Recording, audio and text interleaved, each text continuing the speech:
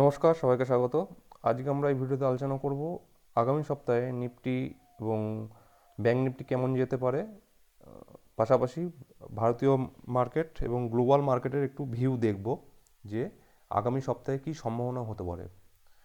তো চলুন শুরু করা যাক। যারা এই চ্যানেল এখনও সাবস্ক্রাইব করেনি অবশ্যই সাবস্ক্রাইব করে রাখবেন যে আমাদের নতুন নতুন ভিডিওগুলো আপডেট পেতে। প্রথমেই দেখে নেব নিফটি।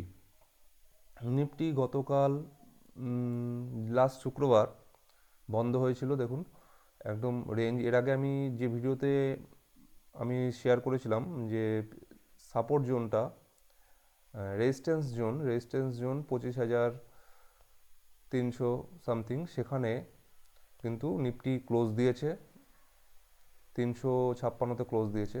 তো এই রেজিস্ট্যান্স জোনটা কিন্তু ক্রস করে কিন্তু ওখানে স্টে করছে। তো আগামী সপ্তাহে যদি এই রেজিস্ট্যান্স জোনটাকে সাপোর্ট হিসাবে বেছে নেয় এবং সাপোর্ট হিসাবে এটাকে সাপোর্ট নিয়ে আরও যদি ওপরের দিকে ওঠে, তখন তাহলে কিন্তু আমরা আরও বুলিশনেস দেখতে পাবো। যদিও ওভারঅল মার্কেটের বেয়ারিশনেস বা ডাউনফলের সম্ভাবনা খুবই কম রয়েছে। এর কারণ হিসাবে আমরা দেখতে পারি গ্লোবাল মার্কেটটাকে। গ্লোবাল মার্কেটে যদি আমরা S&P 500 দেখি, দেখুন S&P 500ও কিন্তু এক বুলিশ, গত লাস্ট সপ্তাহে যে ক্যান্ডেলগুলো তৈরি করেছে সেইগুলো কিন্তু বুলিশ রয়েছে। এবং সামনে যদিও একটা বড় রেজিস্ট্যান্স রয়েছে, এই রেজিস্ট্যান্সটাকে যদি পার করে তাহলে কিন্তু ওয়ার্ল্ড মার্কেটের এই যে mother index of equity S&P 500, এটাও কিন্তু আরও বুলিশ আমরা দেখতে পাবো এখানে। নেক্সট আমরা যদি দেখি ব্যাংক নিফটি তো এটা আরেকটু বলে নিই যে আমরা যদি তাহলে দেখি যে নিফটির ক্ষেত্রে এই রেঞ্জটা অর্থাৎ 25,300, এই রেঞ্জটা যদি এর ওপরেই স্টে করে এবং এর উপরে স্টে করে ওপরের দিকে যায়, তাহলে আমরা আরও বুলিশনেস দেখতে পাবো। আর যদি এই রেঞ্জটাকে ব্রেক করে এইটাকে ব্রেক করে নিচে ডাউনে চলে আসে এবং এখানে স্টে করে, তাহলে কিন্তু আমরা আরও ডাউনফল দেখতে পারবো। এটা মাথায় রাখবেন। এবার আমরা একটু ব্যাংক নিফটিতে চলে যাই। ব্যাংক নিফটির ক্ষেত্রেও যদি দেখি, ব্যাংক নিফটির ক্ষেত্রেও সমস্ত পরপর রেজিস্ট্যান্সগুলো আমি ভিডিওতে আলোচনা করেছিলাম, রেজিস্ট্যান্স এবং সাপোর্ট। তো এই যে ফাইনাল রেজিস্ট্যান্স ছিল, এটাকে কিন্তু ব্রেকআউট দিয়ে একটা বড় ক্যান্ডেলের মাধ্যমে, দেখুন একটা ভালো মারুবোজু বলতে পারেন, মারুবোজু ক্যান্ডেলের মাধ্যমে এটা কিন্তু ব্রেকআউট দেয় এবং দিয়ে ওপরে স্টে করে। যদিও লাস্ট ক্যান্ডেলটি বন্ধ হয়েছে, এটা ইনভার্টেড হ্যামার বলতে পারেন, কিংবা গ্রেপস্টোন দোজি, যাই বলুন না কেন, এই ক্যান্ডেলটা তৈরি হয়েছে। তো এটা যদি এখন এখানে পরপর দোজি হতে থাকে, তাহলে কিন্তু আমরা সেটা একটা আনডিসাইডেড, মানে ডিসিশন মেকিং দরকার হবে। মানে অর্থাৎ কিছুদিন আমরা ওয়েট করব এখানে যদি পরপর কয়েকটা দোজি তৈরি হয়। আর না হলে যদি এই লেভেলটাকে ক্রস করে, এই লেভেলটাকে ব্রেকআউট দেয়, মানে এই গ্রেপস্টোন যদি বা ইনভার্টেড হ্যামার, এই এর যদি লো ভেঙে দেয়, অর্থাৎ এর লো হচ্ছে 51,643, এর লো ভেঙে দেয়, তাহলে আমরা ইমিডিয়েট সাপোর্ট এটা পাচ্ছি। এই লো ভেঙে দিলে একটু অ্যালার্ট হয়ে যাবেন। এখানে আমি একটু একটা লাইন টেনে দিচ্ছি। এই যে এই লোটা যদি ভেঙে দেয়, তাহলে কিন্তু ইমিডিয়েট সাপোর্ট হচ্ছে এই 51,000, পরের সাপোর্ট জোনটা যেটা হচ্ছে 51,500, 550, এই জোনটা। তো এটা ভাঙলে, এটা যদি এখানে সাপোর্ট নিয়ে উপরে উঠতে পারে, আর যদি এই ফাইনাল সাপোর্ট জোনটা ভেঙে দেয়, তাহলে কিন্তু আরও নিচে আমরা দেখতে পাবো ডাউনফল ব্যাংক নিফটির ক্ষেত্রে। শুধু এটা একটু নজরে রাখবেন। আমরা ওয়াল মার্কেটে যদি যাই, ওয়াল মার্কেটেও পরপর আমি দেখে নেব।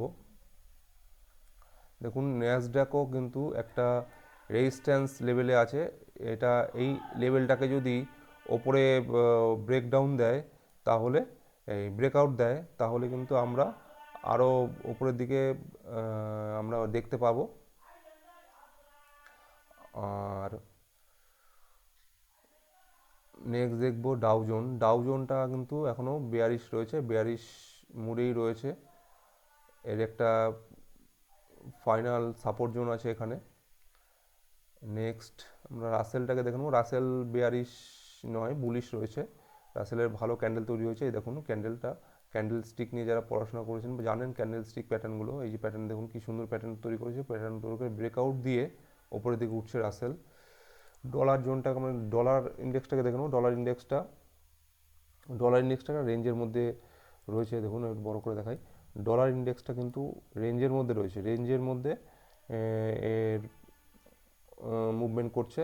তো এই রেঞ্জটাকে ভাঙলে আমরা আরও নিচের দিকে দেখতে পাবো। আর এই রেঞ্জটা যদি ব্রেকআউট দেয় 105, তাহলে আরও ওপরের দিকে আমরা এটাকে দেখতে পাবো।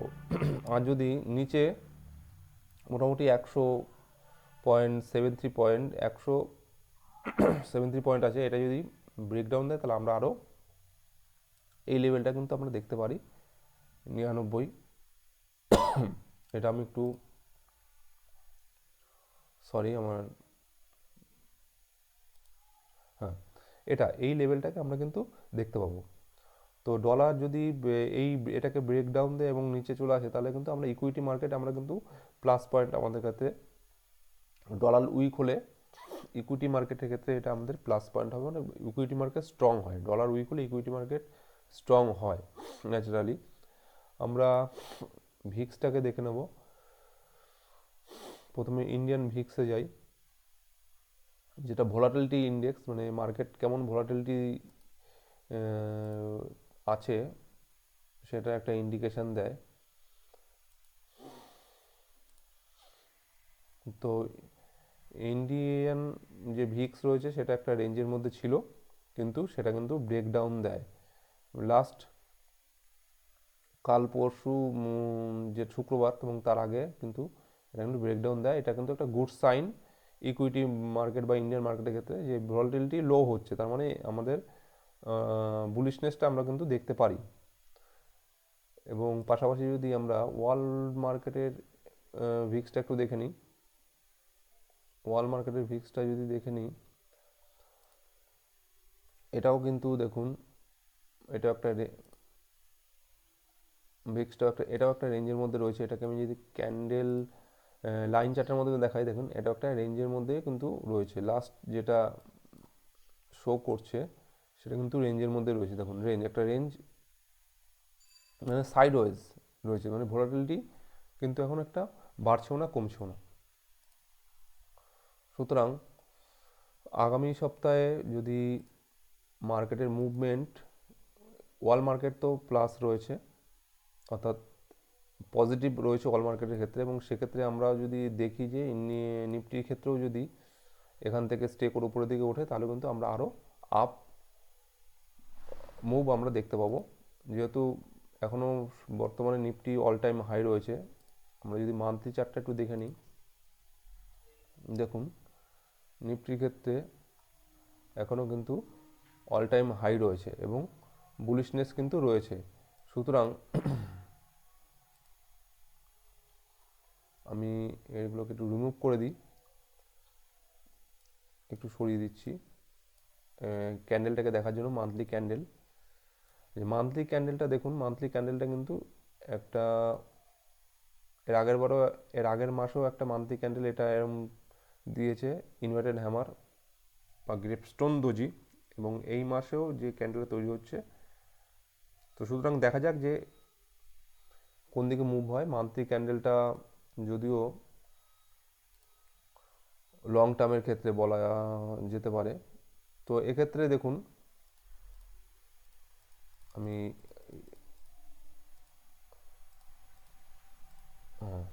আচ্ছা, আমি তো লাস্ট যেটা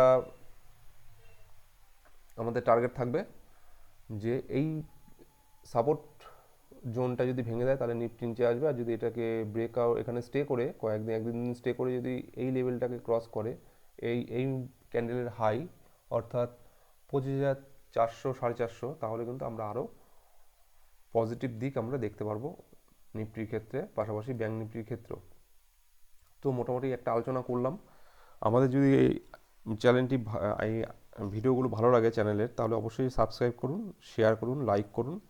আর তার যাতে আমরা পরবর্তীতে আরও ভালো ভালো ইনফরমেশান যুক্ত এবং আরও বড় ধরনের ভিডিও আনতে পারি